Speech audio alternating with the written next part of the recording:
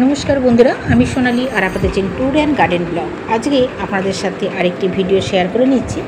তো আজকে যে ভিডিওটা নিয়ে এসেছি এটা একটি মন্দির। তো এই মন্দিরটা হচ্ছে আমার মেয়ে যেখানে হোস্টেলে ভর্তি হয়েছে দেরাদুনে। তো সেই দেরাদুনে হোস্টেলের খুব কাছেই ছিল মন্দিরটা। আর এই সাইডটা কিন্তু ভালো মতো জঙ্গল রয়েছে। তো আমরা সকালবেলা ব্রেকফাস্ট করে সকালবেলা চলে এসেছিলাম হাঁটতে হাঁটতে এই মন্দিরে। মন্দিরটা কীরকম জায়গায় অবস্থিত আর পরিবেশটাই বা কেমন সেটাই কিন্তু আজকে সম্পূর্ণ ভিডিওটা আপনাদের সাথে শেয়ার করে নিচ্ছি। তো বন্ধুরা, আপনারা দেখতে থাকুন। ভিডিওটার কোনো অংশ যদি দেখতে দেখতে আপনাদের ভালো লাগে, লাইক, কমেন্ট ও শেয়ার করে দেবেন। নতুন বন্ধু চ্যানেলে এলে অবশ্যই চ্যানেলটিকে সাবস্ক্রাইব করে পাশে থাকা বেল আইকনটি প্রেস করে দেবেন। তো দেখুন, এই যে রাস্তাটা বেশ ঢালু নিচের দিকে। তো এই রাস্তা বরাবর আমরা হেঁটে গেছি। আর বেশ হোস্টেল থেকে পাকা রাস্তা পেরিয়ে এই জঙ্গলের দিকে এই রাস্তাটা পড়ে। আর মন্দিরটা যেটা রয়েছে, মন্দিরটা কিন্তু বেশ অনেকটা দূরে।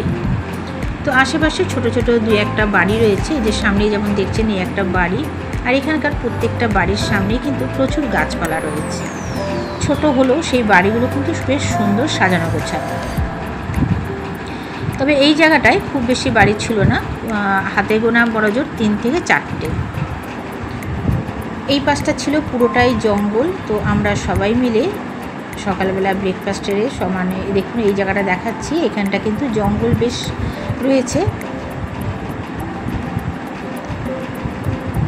পাহাড়ি এলাকা, পাহাড় এখান থেকে যেমন দেখা যায়। আর এই পাশটা কিন্তু একদম ঘন জঙ্গল রয়েছে। সেই জঙ্গলের মধ্যে একটি ছোট্ট মন্দির ছিল।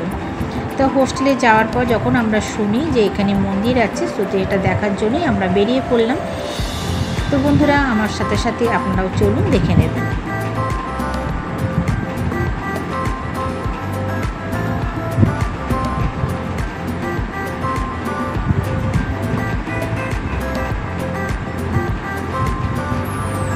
এখানে যেতে যেতে ছোট্ট একটি ব্রিজ পড়বে, একদমই ছোট। আর যেহেতু বর্ষা চলছিল, এখানটা একটু কাদা ছিল, তো যাওয়ার জন্য অসুবিধাই হচ্ছিল। আর নিচ দিয়ে দেখতেই পাচ্ছেন এখান থেকে কিন্তু জল বয়ে চলেছে। তো বর্ষাকালে এইখানটা কিন্তু ভালো মতো জল থাকে। তো আমরা যখন গেছি তখন সবে বর্ষাকাল শুরু হয়েছে, তো জলটা অনেকটা কম। তো আমরা এই ছোট্ট ব্রিজ পার হয়ে ওপারে গেলাম।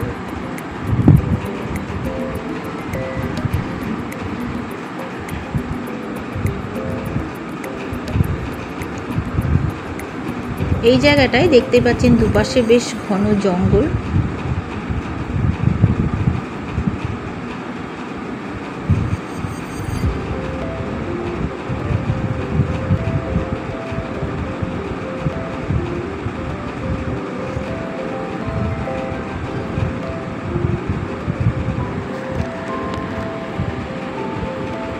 এখানে একটা কাঠচাপা গাছ আছে সামনেই, দেখুন বেশ বড় গাছটা। ওখানকার কিছু স্থানীয় মানুষ ওনারা কি করেন, এখানে কিন্তু বেশ কিছু গাছ ওনারা এখনও লাগাতে থাকেন। আমরা যখন এই মন্দির দর্শন করে ফিরছিলাম, তো সেই রকম দুজনকে দেখলাম, তারা স্কুটারে করে গাছ নিয়ে এলো।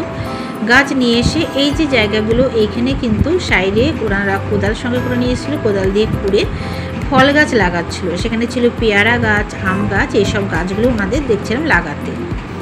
তো যেহেতু সামনেই মন্দির, ঠাকুরের স্থানে ওনারা ফল গাছ সেখানে লাগিয়ে দিচ্ছিলেন। তো বন্ধুরা দেখুন, চলে এসেছি মন্দিরে। তো বললাম না খুব বেশি দূরে না, বেশ খানিকটা কাছেই আছে, তবে একটু হেঁটে এদিকটা আসতে হয়। আর এই দেখুন মন্দিরে আমরা চলে এসেছি। মন্দিরটা ছোটোখাটোর মধ্যে হলেও বেশ শান্ত পরিবেশ, চারিপাশে কোনো কোলাহল নেই। একটু সুন্দর, এখানে কিছু পাখির ডাক শোনা যাচ্ছিল। এখানেই বাবা ভোলানাথের মন্দির।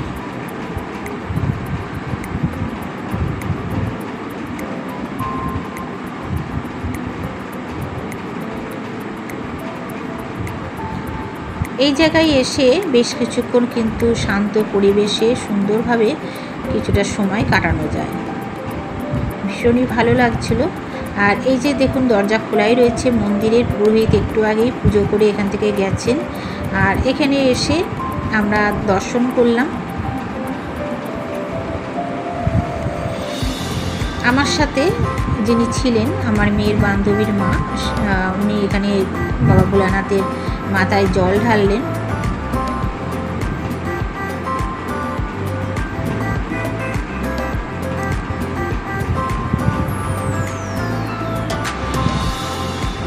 এখানে আশেপাশে দেখতেই পাচ্ছেন সেইভাবে কিন্তু কোনো রকম বাড়িঘর অতটা নেই।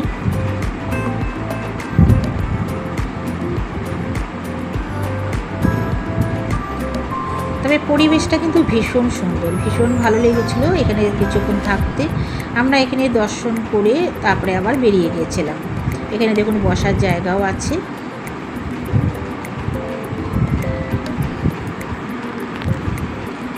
তো আমাদের দর্শন করা হয়ে গেল, আমরা আবার এখান থেকে বেরিয়ে চললাম হোস্টেলের পথে।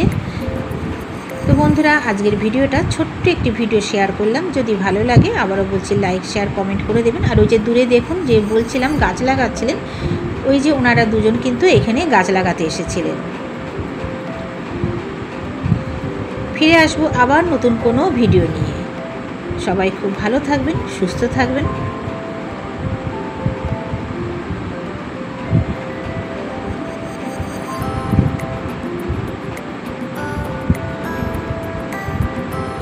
টাটা বন্ধুরা।